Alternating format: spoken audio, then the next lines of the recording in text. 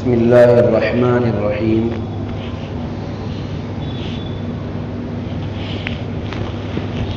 اللہ تبارک و تعالی نے قرآن کریم میں ارشاد فرمایا وَذَرُوا ظَاهِرَ الْإِثْمِ وَبَاطِنَهُ،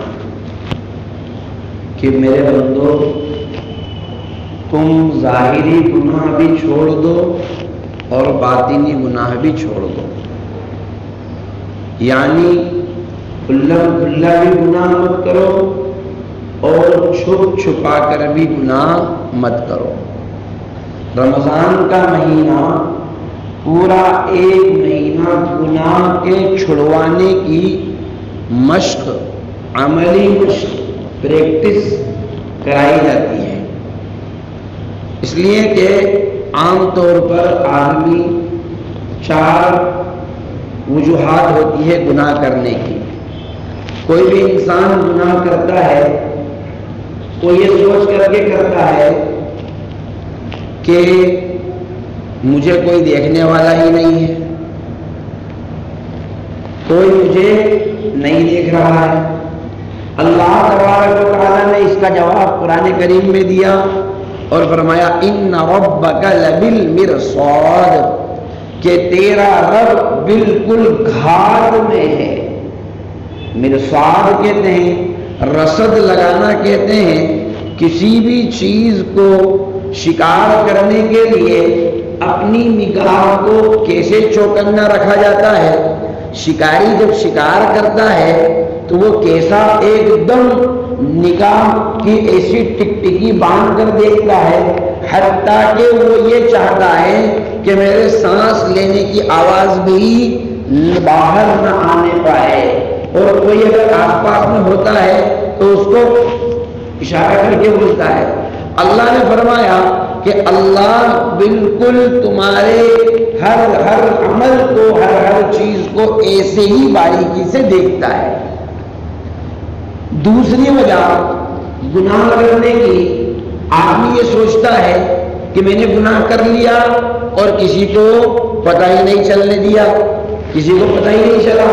اللہ فرماتا ہے یعلم خائنۃ الاعین وما تخفی الصدور، آنکھوں کی خیانت کو بھی وہ جانتا ہے، دل میں جو چھپا رکھا ہے وہ بھی جانتا ہے۔ ہم نے تم کو پیدا کیا انسان کو، اور وَنَعْلَمُ مَا تُوَسْوِسُ بِهِ نَفْسُهُ، دل میں جو خیال آتا ہے ہم اس کو بھی جانتے ہیں۔ تیسری وجہ، آدمی یہ سوچتا ہے کہ میں گناہ کر رہا ہوں تو میرے ساتھ میں کوئی نہیں ہے، میں اکیلا ہی ہوں۔ اللہ تبارک و تعالیٰ اس کا جواب دیتا ہے ایسا نہیں ہے۔ ما یکون من نجوا ثلاثۃ الا هو رابعهم، جب تم تین ہوتے ہو تو چوتھا اللہ ہوتا ہے، جب تم چار ہوتے ہو ولا خمسۃ، جب تم پانچ ہوتے ہو تو چھٹا اللہ ہوتا ہے۔ کم ہو یا زیادہ وہ اللہ ہر حال میں تمہارے ساتھ میں ہے، اور وہ تمہارے ہر حال کو جانتا ہے۔ ایک جگہ فرمایا وَهُوَ مَعَكُمْ أَيْنَمَا كُنْتُمْ، تم جہاں بھی رہو گے وہ تمہارے ساتھ رہے گا۔ چوتھی وجہ گناہ کرنے کی یہ ہوتی ہے، انسان سمجھتا ہے کہ مجھے تو کوئی بولنے والا نہیں، کوئی پکڑ کرنے والا نہیں، ارے کون میرا کیا بگاڑ سکتا ہے، جری ہو جاتا ہے۔ آدمی کیا ہو جاتا ہے؟ جری ہو جاتا ہے، جس کو ہماری زبان میں کہیں ڈھٹ ہو جاتا ہے، ہٹ دھرم ہو جاتا ہے۔ یہ دنیا میں جتنے بھی لوگ ظلم کر رہے ہیں، جتنے بھی لوگ زیادتیاں کر رہے ہیں، کوئی حکومت کے نشے میں، کوئی اپنے عہدے کے نشے میں، کوئی مال کے نشے میں، کوئی کسی اور نشے میں، یہ کہ سب کیا سمجھتے ہیں کہ ہمارا کوئی کچھ نہیں بگاڑ سکتا۔ اللہ تبارک و تعالیٰ نے فرمایا کہ ایسا نہیں ہے، ان اخذہ علیم شدید، اللہ کی پکڑ جب آتی ہے تو وہ دردناک بھی ہوتی ہے اور سخت بھی ہوتی ہے۔ فصب علیہم ربک سوط عذاب، جنہوں نے نافرمانی کی اللہ نے ان پر عذاب کا کوڑا برسایا، ان پر کیا کیا؟ عذاب کا کوڑا برسایا۔ اور اللہ ان کی گرفت اور پکڑ ایسی کرے گا، جب اس کی پکڑ آئے گی تو پھر اس کو اس پکڑ سے کوئی بچا نہیں سکتا ہے۔ یہ چار وجوہات ہوتی ہے گناہ کرنے کی آدمی عام طور پر یہ سوچ کر ہی کیا کرتا ہے، گناہ کرتا ہے. اور ان میں سے کوئی بھی ایسی وجہ، ایسی چیز نہیں ہے کہ جس کو آدمی جھٹلا سکے کہ میرے ساتھ ایسا نہیں ہے.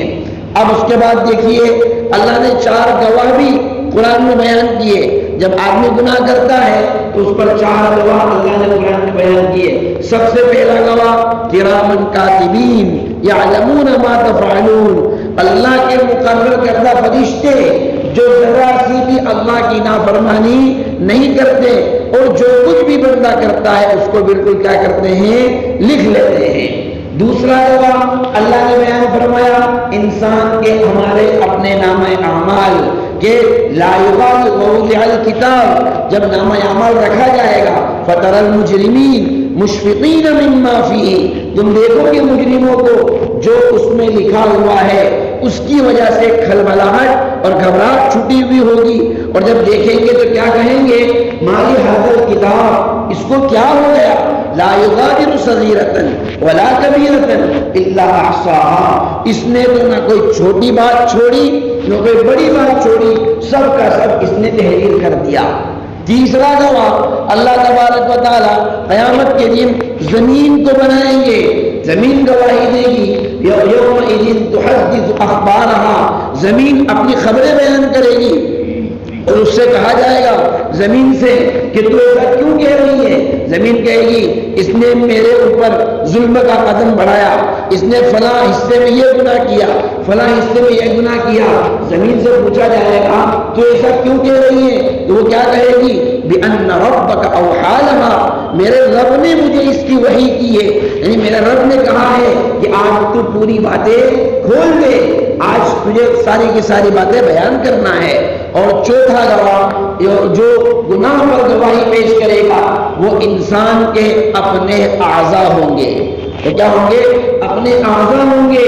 اور اس وقت میں منہ پر مہر لگا دی جائے گی، الیوم نختم علی افواہہم وتکلمنا ایدیہم وتشہد ارجلہم، آج ان کے ہاتھ ان کے پیر گواہی دیں گے. اور ایک جگہ اللہ نے ارشاد فرمایا کہ ان اعضاء سے پوچھا جائے گا کہ تم ایسا کیوں بول رہے ہو، تمہیں ایسا کہنے کے لیے کس نے کہا، تو وہ کہیں گے قالوا انطقنا اللہ الذی انطق کل شیء، آج ہم کو گویائی اور بولنے کی طاقت اس پروردگار نے دی جس نے ہر چیز کو بولنے کی طاقت دی ہے.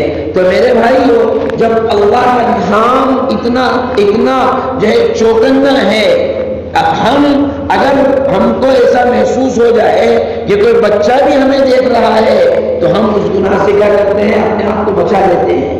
اگر جو اللہ جو ہر وقت ہمارے اوپر نگاہ رکھے ہوئے ہیں اور ہمارے ہر عمل کو لکھا جا رہا ہے، وہ اللہ زیادہ اس لائق ہے کہ اس کے خوف سے، اس کے ڈر سے، اس کی باتوں پر یقین کرتے ہوئے ہم اپنے آپ کو گناہ سے باز رکھیں، چھوٹے ہوں بڑے ہوں، ظاہر کے ہوں باطن کے ہوں. یہ رمضان المبارک کا مہینہ اسی کی عملی مشق اور اسی کی پریکٹس 1 مہینے مسلسل کرائی جاتی ہے.